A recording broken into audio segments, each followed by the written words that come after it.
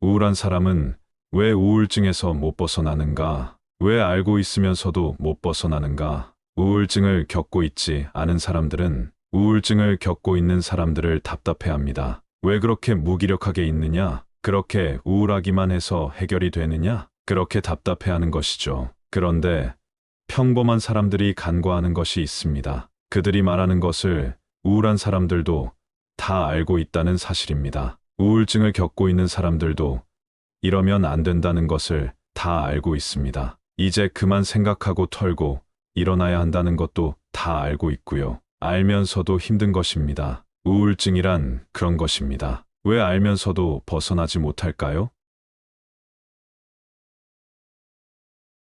그 이유에는 크게 두 가지가 있습니다. 먼저, 뇌의 생물학적 변화 때문입니다. 단순히 대체 왜 그러느냐고 따질 것만 아니라 뇌를 들여다보고 근본적으로 과학적 분석이 필요합니다. 우울증에 빠지면 세로토닌, 도파민, 노르에피네프린 등과 같은 긍정적인 감정에 관련된 신경 전달 물질들이 감소하게 됩니다. 일반적인 사람들보다도 긍정적인 감정을 발생시키는 연료 자체가 부족한 것이죠. 연료가 부족한데 무조건 긍정적인 사고를 하라는 건 무리가 있겠죠? 신경 전달 물질이 감소하는 것뿐만 아니라 우울증에 걸리면 전두엽, 해마, 편도체의 기능까지 떨어지게 됩니다. 이러한 기능들이 떨어지면 판단, 계획, 기억, 감정에 이상이 오게 되죠. 우울증이란 정말 간단히 볼 질병이 아닌 듯합니다. 뇌과학적으로 일종의 괴롭힘을 받고 있다 보니 본인들도 우울증이 내 인생에 좋지 않은 것임을 알지만 벗어나기 힘든 것입니다. 가령 누가 나를 계속 괴롭히고 있는데 벗어나 힘내와 같은 말을 듣는다면 어떨까요? 과연 와닿을까요?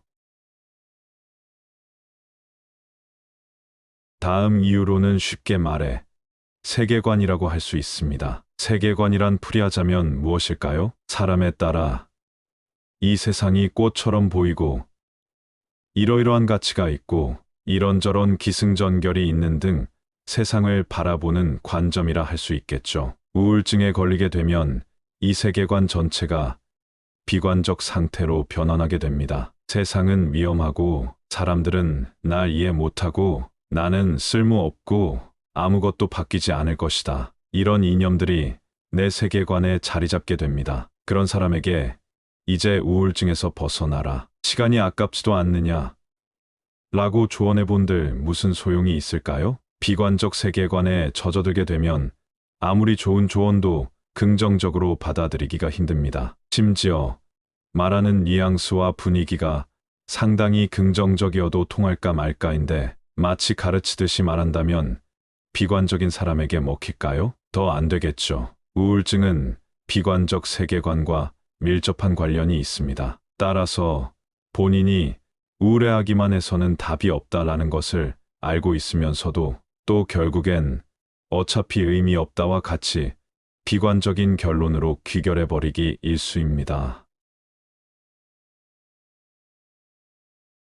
뇌과학과 세계관을 살펴보니 우울증에 걸리면 행동불능 상태에 빠지게 되었다는 것을 알게 되었습니다. 그러면 외부 사람들은 어떻게 도와주는 것이 좋을까요? 첫째로 과학적 접근을 해보는 것입니다. 대체 왜 그럴까?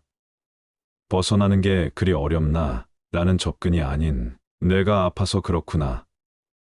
과학적으로 그럴 수밖에 없군이라고 인정을 해야 하는 것이죠. 둘째로 비난과 질책은 아무 소용이 없다는 것입니다. 야, 너 정신 차려와 같은 말은 도무지 쓸모가 없습니다. 아프고 비관적인 사람에게 채찍을 휘두른들 그게 과연 충격요법이 될까요? 충격요법은 충분히 그것을 받아들일 수 있는 에너지가 있는 사람에게 효과가 있는 법입니다. 부정적인 말투보다는 함께 있어주고 들어주는 것이 오히려 효과적일 수 있습니다. 셋째로 외부에 작고 안전한 자극이 필요합니다. 말씀드렸다시피 우울증을 겪고 있는 사람은 부정적인 세계관을 가지고 있습니다. 그렇다면 이 세계관을 어떻게 무너뜨려야 할까요? 무너뜨리는 게 아니라 물들게 하면 됩니다. 긍정적 세계관, 즉 긍정적 외부 개입이 회복의 실마리가 됩니다. 햇빛, 걷기, 일정한 루틴,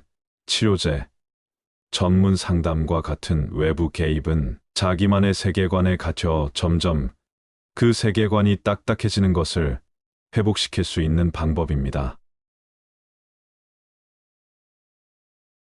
우울한 사람은 왜 그것이 좋지 않은 것을 알고 있음에도 스스로 벗어나지 않는지에 대해 생각해 보았고, 주변인이 어떻게 해야 하는지도 간단히 짚어보았습니다. 세상이 많이 달라졌습니다. 과거에는 대가족 사회였고, 이웃 간에도 모두 격 없이 지냈습니다. 그야말로 작고 긍정적인 외부 개입이 많았던 사회였죠. 하지만 지금은 나만의 세계관에 갇히기 훨씬 더 쉬워진 사회가 되었습니다. 그래서 우울증 인구도 훨씬 많아졌죠. 우울증을 겪고 있는 사람에게 뭐라고 해줘야 할지 고민을 해본다면 솔직히 답을 모르겠습니다. 해주고 싶은 말은 산더미 같지만 어차피 그러한 말들로 그들이 쉽게 변하지는 않기 때문입니다. 대신 가만히 옆에 앉아 귀 기울여 얘기를 들어주는 쪽을 택할 것 같습니다. 지금 힘든 시간을 겪고 있을 그 사람에게 따뜻한 분위기를 조성해주는 것만으로도